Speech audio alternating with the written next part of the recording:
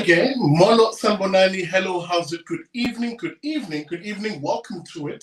It is a Wednesday at 7:30 p.m. and this beautiful Zulu mug is on your screens, which can only mean it is the Big Daddy Liberty Show. Welcome to it. Good evening, good evening, good evening. My name is Sihle Ngobese, and excuse me, as I sneeze that one out. You're watching, as I said, the BDL show, the midweek news and analysis talk show. With that being said, guys, do me a favor, as I always say at the beginning of every broadcast, please hit that like button. It does a world of favor insofar as helping this show reach a broad audience. And if you're watching on YouTube, I encourage you, please hit that subscribe button and, of course, hit that bell notification so that you're notified every time we post on the Big Daddy Liberty Show. I'm seeing a slight warning message. I'm going to put myself on standby, and we'll pick up the show in about a minute or so.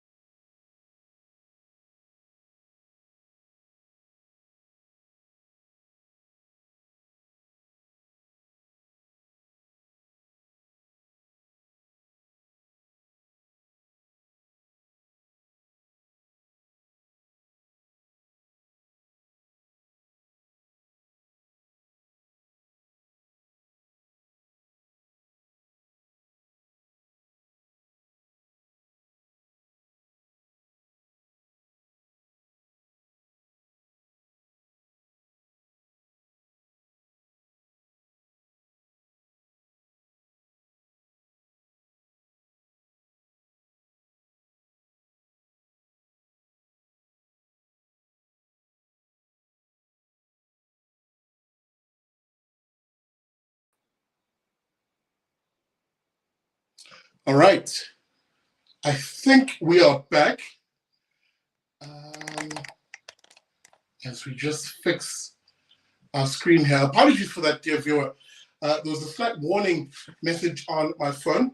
But with that said, we're back. Welcome to it. This is, as I said, the Big Daddy Liberty Show. I'm not alone tonight. I have two guests actually waiting in the wings. First of all is the co-host of the Manpatria show. You know, of course, those fellas at the Manpatria show who come to you every Saturday at 12 p.m. That's 12 midday, their new time slots, and you'll find them on their website at manpatria.com. I'm talking, of course, about Nzuzo Khathi. Nzuzo, Baba, good evening. Good evening, Sihle. Good evening to your viewers. Thank you for having me. Just a slight correction. The Manpatria podcast is at 11 a.m. on Saturdays.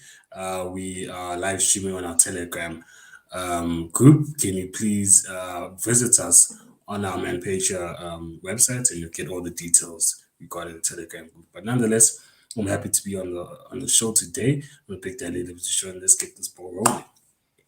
Absolutely. Good to have you on, Brazo. And of course, last but not least, another familiar face, someone who is very popular on this channel. People definitely love his measured views. He's an independent analyst and, of course, a business analyst, out in Pretoria. I'm talking, of course, about Thanda Mabaso. Baba, good evening. Good evening, Sihle. Good evening, Nzuzo. Good evening to everybody. I'm happy to be back and looking forward to an interesting show today. Absolutely. And indeed, with that being said, let's get straight into it. And you maybe would have seen, my English data nearly ran out there. You would have seen, of course, waiting in the wings, a particular clip that I'm going to show tonight. But let me set the scene for those who maybe did not watch it and don't know what we're talking about. There is a storm in a teacup at the moment on social media with, of course, one MEC of Health, that's Provincial Minister of Health from Limpopo, with Dr. Phophi Ramathuba, who is under a bit of, let's call it pressure, insofar as people taking issue with her comments that she made to a migrant, according to her, an illegal immigrant at the Bela-Bela, at a Bela-Bela Hospital. I'm assuming she was doing her oversight visits as a MEC or as a minister.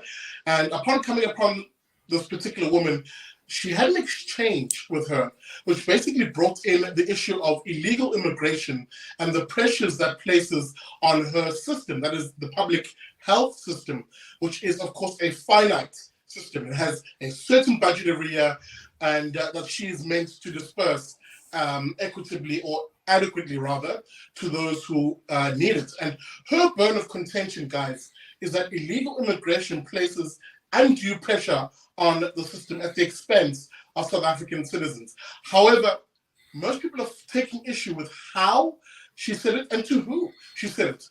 Let me have you guys be the judge as I play that very clip.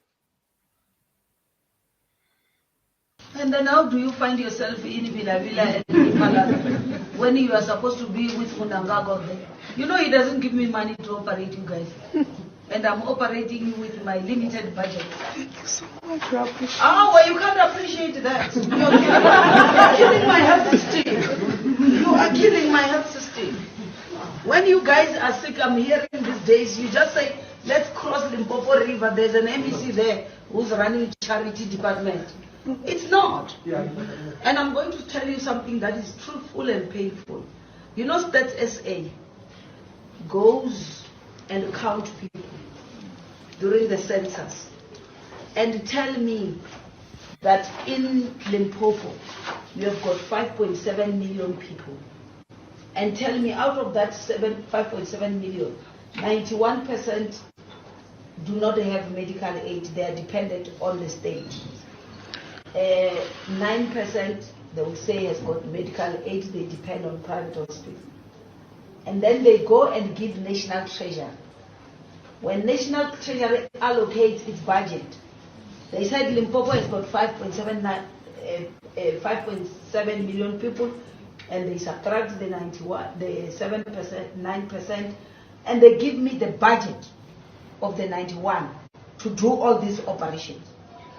Now, I am here, instead of using the budget for what it's meant for, I'm operating for what Munangagwa is supposed to do. And that is why when my people of Limpopo want health services, they can't get. And that is angering the community. Because you are coming here to, I was in George Marcel. We are busy operating Mozambican National everywhere. And you are not even registered anywhere. You are not counted. You are even illegal. And you are abusing me. This is unfair. It's unfair. I can't go to Zimbabwe and get health care. Do you think they can allow to operate me? It's for their own people. I went to Canada recently. You know, before I entered the country, I must show, before they give me a visa, I must show them that a proof that indeed if I fell sick in Canada, I'll be able to cater for myself. It's only in South Africa where people just come in. And people have got problems with Minister Mtwaledi. You know why he's like this? It's because he was working in health and he knows the pain. And people call him xenophobic to say he's anti-Zimbabwe. He's not anti-anybody. Minister Mtwaledi was feeling the pain. I used to go with him to Musina to see the problem there. So, says, you won't be discharged until you settle your bill. You must charge him. CEO.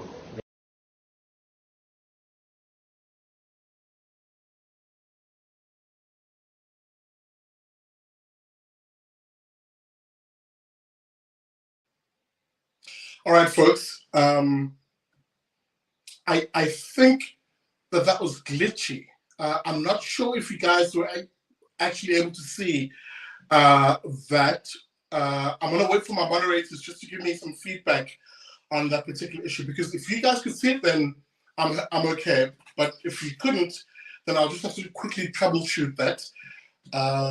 Maybe as we do that, just quickly hit that like button, please, folks. It'll just buy us a little bit of time. But that, of course, was the Limpopo Provincial Minister of Health, Dr. Phophi Ramathuba. Saw and heard the whole thing. Okay, great. All right. Okay, thanks, guys. Thanks for confirming that. I think it was just glitchy for us as the panelists. With that being said, my panel, of course, is on screen. Let me just say it to myself. My panel is, of course, on screen, and I'm sure we at least heard the comments by the MEC. Guys, there's a few things we need to unpack here. Let's begin here. And maybe in beginning this topic, let's separate issues. There is the issue of what she's saying, the content of what she's saying. Was it correct? Is it accurate? And the like. Versus how she said it and who she's saying it to. Who I think, and where I think that's drawing most of the scorn and most of the anger.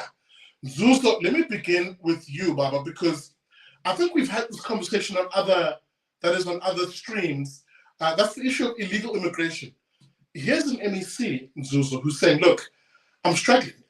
I have a duty as an MEC to provide healthcare, right? As per the Constitution, the right to healthcare. However, it comes to me in a finite format by way of a budget every year that is determined by the population size of Limpopo, according to, of course, Status et al. But we have a problem. There are illegal immigrants who are coming in, unregistered, undocumented, yet still getting access to those very same services. Is she wrong in pointing this out?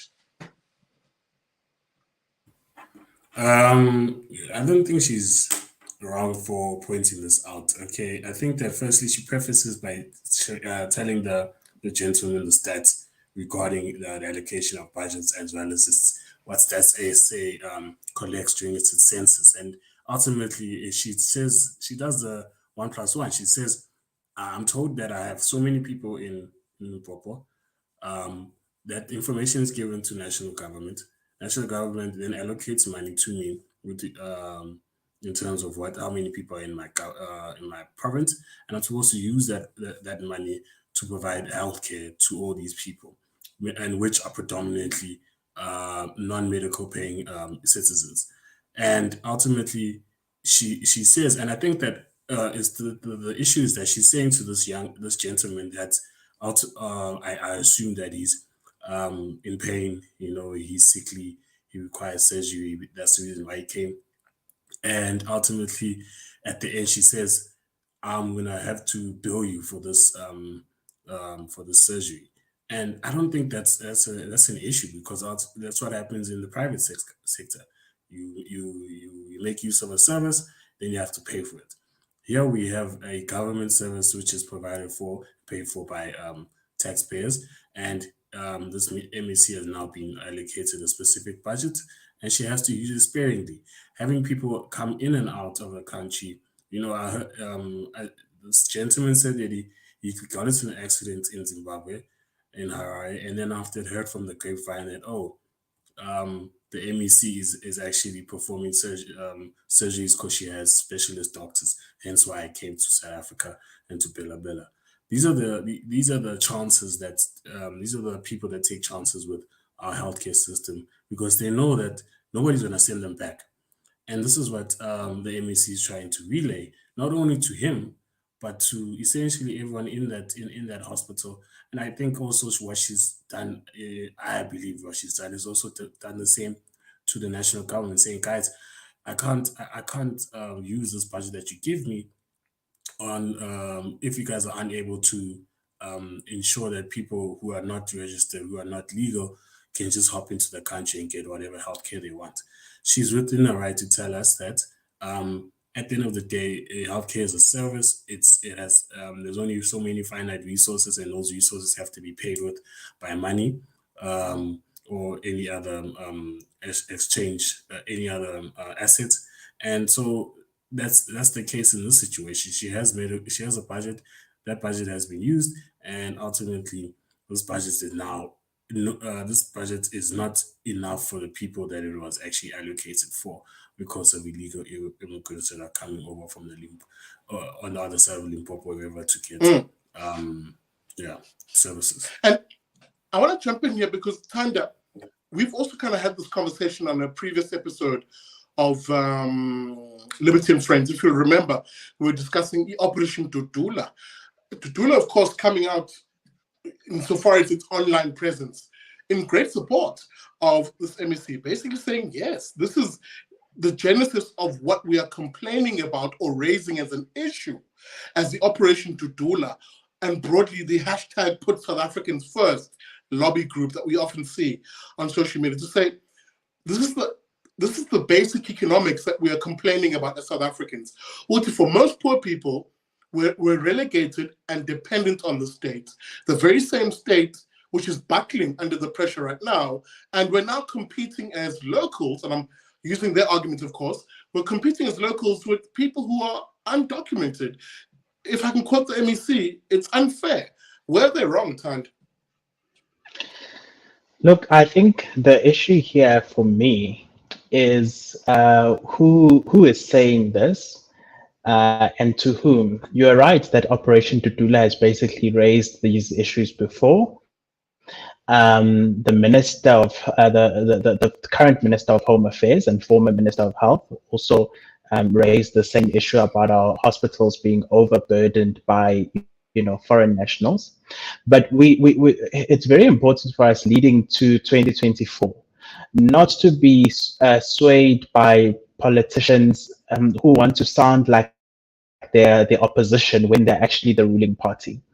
Because over the last I'd say year and a half, there's been a few people coming out from government, from the ANC, speaking as if they were in opposition benches, speaking as if they are civil society or something like that, complaining about things happening in the country as if they don't have any control of it. Let us remember that recently Limpopo, the very Limpopo that this MEC comes from, either I think earlier this year, if not earlier this year, then last year, they recently had a conference. And in a provincial conference, and in that provincial conference, there is an opportunity to raise policy positions. Did this MEC raise that as a policy position of the ANC there to the people that who are comrades, who at the end of the day are going to be in charge of the border and in charge of making sure that Home Affairs, police, and everybody else is doing the right job so that hospitals don't get overburdened with people that they shouldn't be, or alternatively making policy decisions like we won't admit foreign nationals into the hospital if unless they pay a certain deposit up front or whatever else they might do. So as much as what she says is absolutely, the issues she raises are absolutely true. For me, I will come in at another angle and say we must be careful, though, of allowing politicians, people who are in government and in power, to speak to us as if they are opposition or civil society like Dudula or something like that. They need to speak differently. She mustn't be standing there, badgering somebody who's sick in hospital. She should be out there in the legislature. She should be out there at her provincial conferences. The ANC had a policy conference as well this year. Should be out there in the policy conferences, raising these issues and encouraging the people so that they can put all the systems and institutions in place so that they can prevent this problem from happening. So look, it's good for social media. It's good for us to talk about. The points raised are accurate. They're not incorrect. That is the issue that we're facing. But from the perspective of us holding our leaders accountable, this isn't something we expect from them, because what is that really going to achieve? Talking to a sick patient and telling them, who probably didn't come with any money. So even saying that you're not going to leave here without paying, the person is going to leave without paying because they probably don't have money, and they're not going to just, they're running, they don't have enough beds. They're going to have to, at the end of the day, release this person and let them go. So yeah, I think that's the other side of it. Absolutely. And often I make this point, Thanda, you're spot on. Often I make this point with guys, don't be dribbled. by politicians. Politicians are slick and slimy creatures.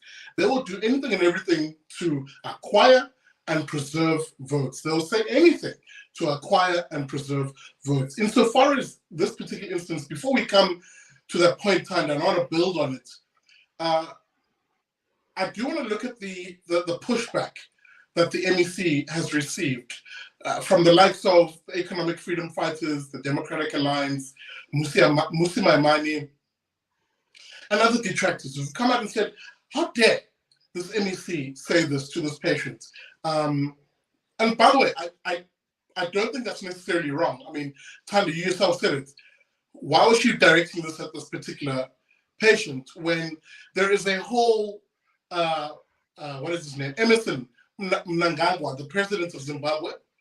There's a whole DIRCO, a Department of International Relations, who should be dealing with these issues, raising them in those platforms, where seemingly she's not having that conversation there. But anyway, her detractors is what I was trying to get at, are basically saying, you know what, we're calling for this woman's head. How dare she say this?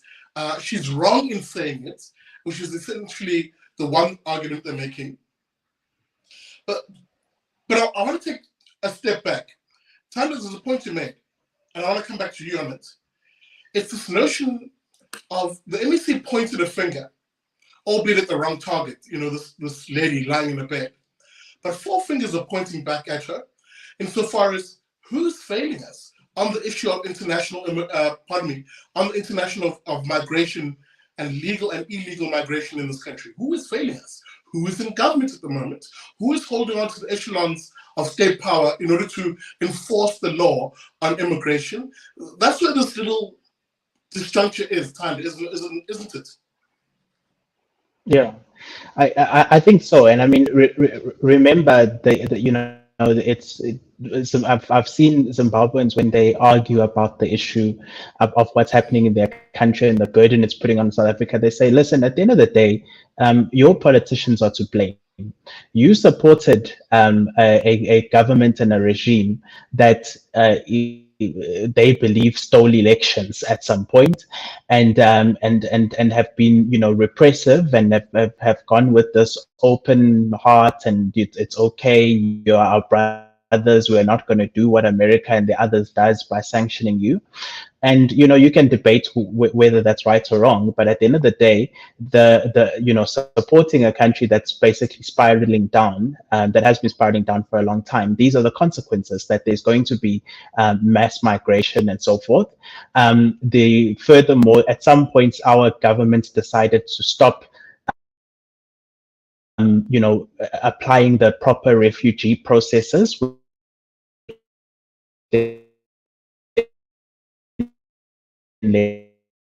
this whole ZEME people, not just who have come to the country, you know, even without it, but just under the cover of that. So these are the things we have to actually look at and ask ourselves, and not allow, as I say, not allow anybody who's in government, who's in, especially in the ANC, who has the ability to set national, you know, policy and deal with things like borders and that sort of thing, and deal with international relations, as you spoke about, not allow them to stop, you know, skip and hop into opposition, into civil society, into that sort of thing. So it's very right, I think, that she has been criticized, and that she's been shut down, not because she said something wrong, but because it's political point scoring at the end of the day.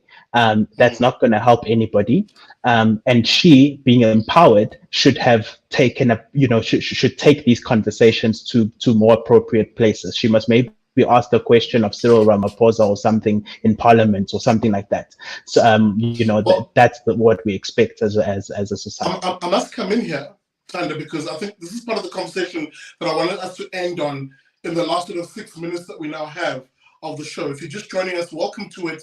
This is the Big Daddy Liberty Show. Do me a favor, hit that like button and join this conversation, which is between me, Thanda Mabaso, independent analyst, pardon me, and Nzuzo Khathi, 1/3 of the Manpatria Podcast. Welcome to it.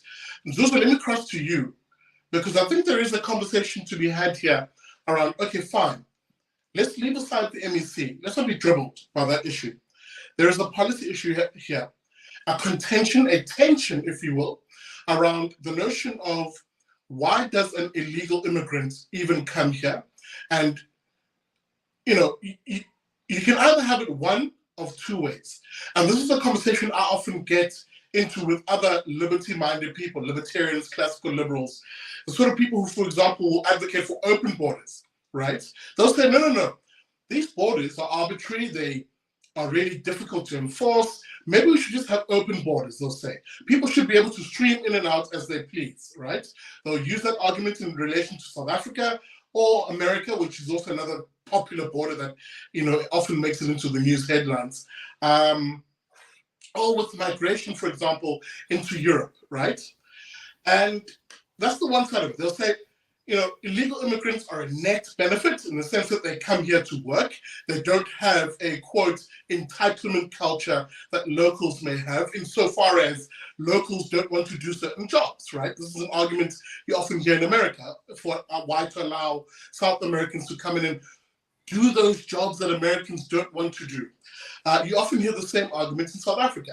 When people say South Africans don't want to do certain jobs, so then allow the illegal immigrants to flood into the country, open the borders, they'll say. Then there's the other side of the argument, which says, well, and maybe I fall on the side of the argument too, I wouldn't have a problem with open borders if social services which are funded by taxpayers, taxes which are in and of themselves taken from people, because no one pays taxes, they're taken from you. If those services were not provided free and that you actually have to pay for those services, so that anybody who does come here to want to work and generate would have to pay their way, I wouldn't then have a problem with open borders. And then, of course, there's the third position, which is no, close the borders completely, enforce the rule of law, because there are immigration laws in this country. I also hold on to that aspect of the argument.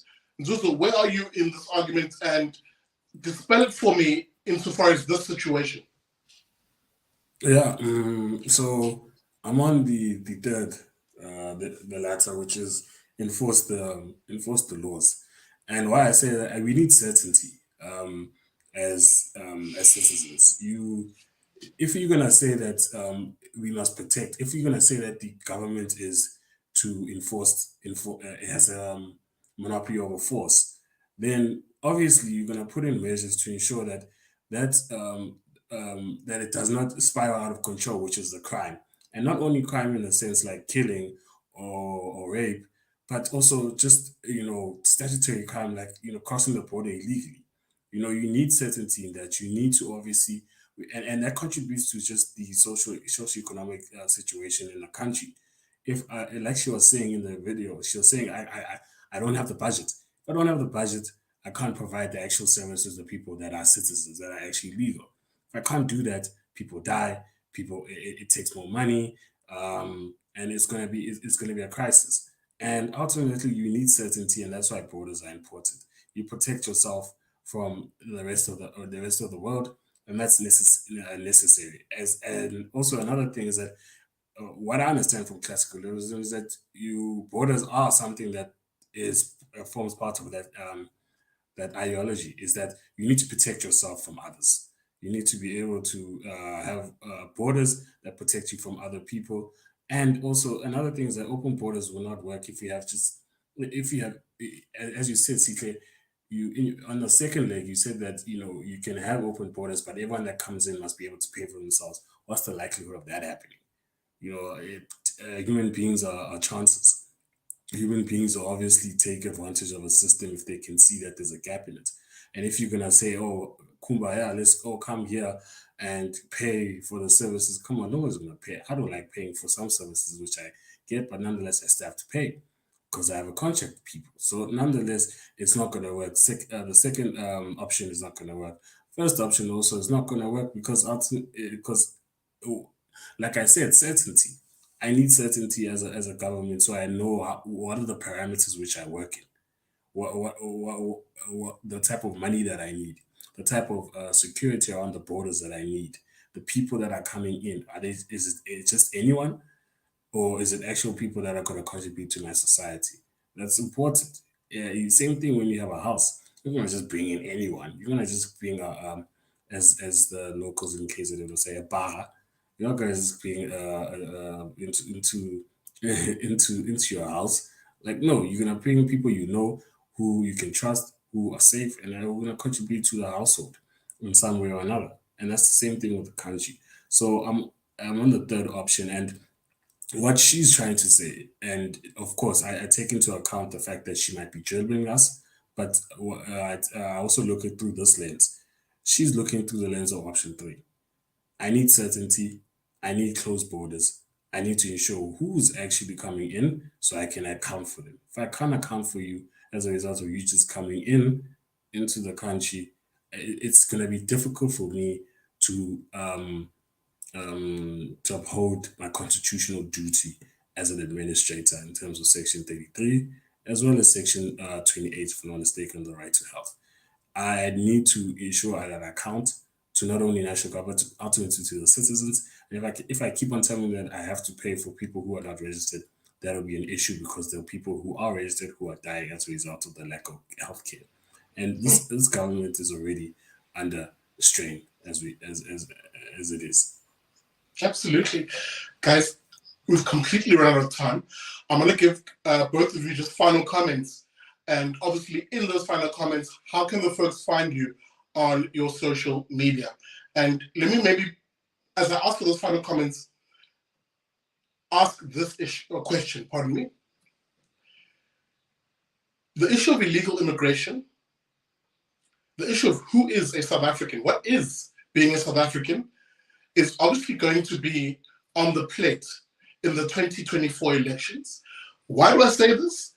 We've seen already the rise of various lobby groups who initially were dismissed as xenophobes, as Afrophobes, as people who are mindless, and ignoramus, if you will, in their outlook to the issue of the issue of illegal immigration in this country.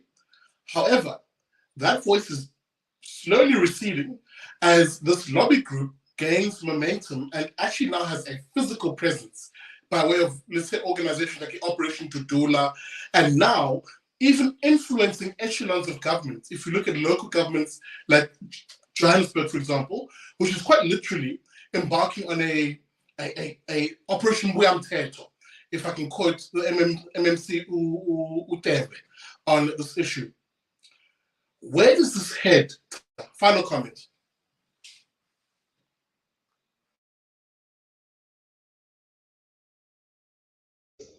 Sorry. Yeah, definitely, I agree. We have a situation where elections are coming up. Politicians are feeling the heat. We spoke about this when we spoke about Operation Dudula earlier on in a previous show, and we said that Operation Dudula is now citizens finally saying, politicians, you're not going to set the agenda for us. You're not going to tell us your 5 plans about whatever your dreams are. We are now going to give you the marching orders and tell you what it is that matters to us and what it is we want you to address. And so that's now why you're seeing Action SA. What's that party by once Bison, I'm forgetting the Patriotic Alliance. Jumping onto that.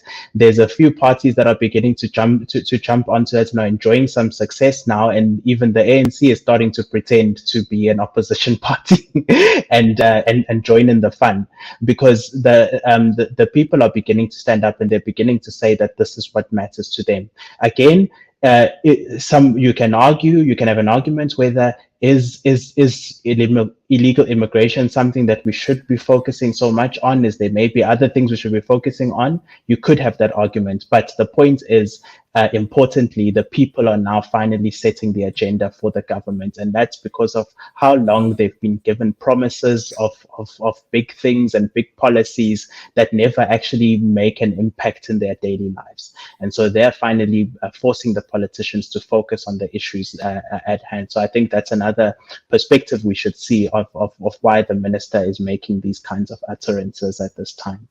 As for me, Thanda, you can find me on Twitter. I'm at ThandaM2, and we can converse and discuss there. Yeah, just let me start from back to front. You can catch me on Manpatria, 11 a.m. on Saturday. Yeah, you can find me on the website, manpatria.com.za. I think that, as Thanda said, this issue regarding illegal immigration is going to be a hot topic in 2024, and there's going to be political parties that are going to use this as a way to gain more support. For me, I would like politicians to actually use to be more nuanced and also be more level-headed. I know that this is an issue which one can catch, which and grab and use as a way to actually gain more votes.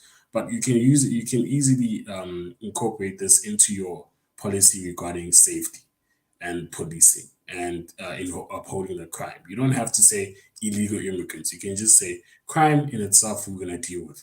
And this is how we're going to deal with and you back it up with your facts, your policies, and you do your best to reach the citizens, which I think that is what Action SA are trying to do. They still lacking in terms of policy, in terms of the manner in which they're going to do it, but nonetheless, in terms of crime, they're fully behind fixing the crime situation as well the policing situation. But I hope that for me, I don't really care how you go at it. I just need the ANC out of power in 2024. So, to be honest, if you come with your religious pandering, I don't care. Do you, bro? But nonetheless, the ANC must leave. We need a new government. We need someone that actually, even whether it's a coalition, but the ANC cannot be dictating to me my taxes. There's no way I'm gonna listen to Ramaphosa and co ever again after 2024. And maybe on that note, let me thank both my guests. Guys, thank you so much. I know this last minute, me asking you to hop on. This issue really just blew up on social media and required the sort of sober commentary you'll find here on the Big Daddy Liberty Show. That is, of course, with Thanda Mabaso, business analyst out in Pretoria, and Nzuzo Khathi, 1/3 of the host at the Manpatria show. Right, guys, thank you for watching the show. My final comment is really this. I must reiterate this. I'm a freedom advocate. I would love a world in a far hypothetical where there was freedom of movement, and if you wanted to go to Italy, you could go and come back and do this and blah blah blah. We just don't live in that kind of world.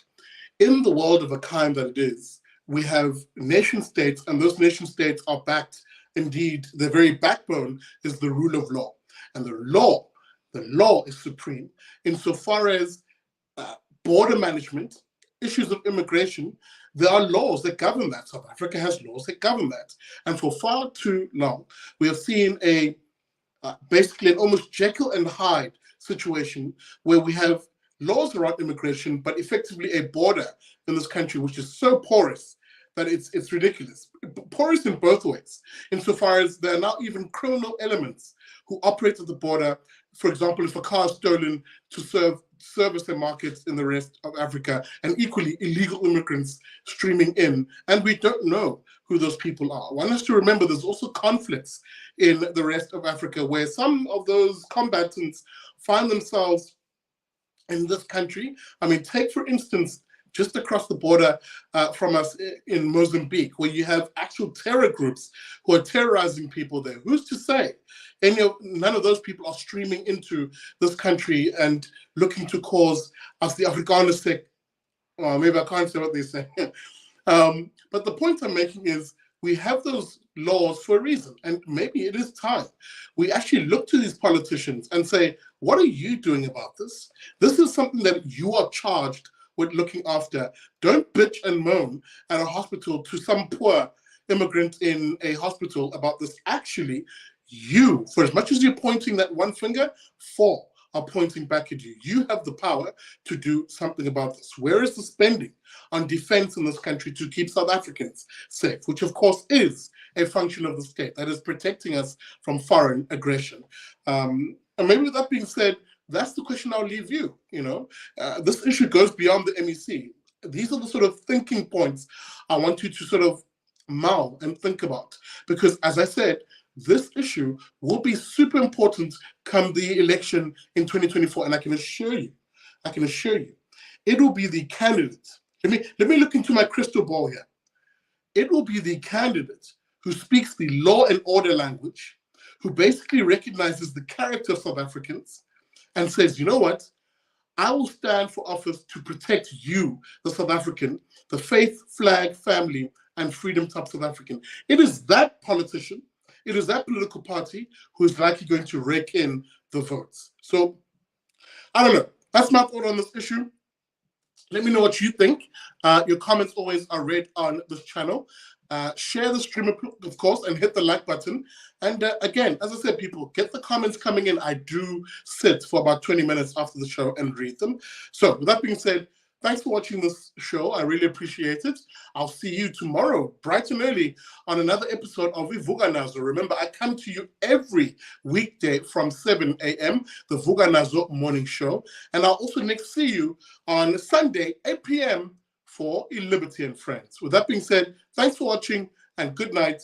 Remember, never trust a commie.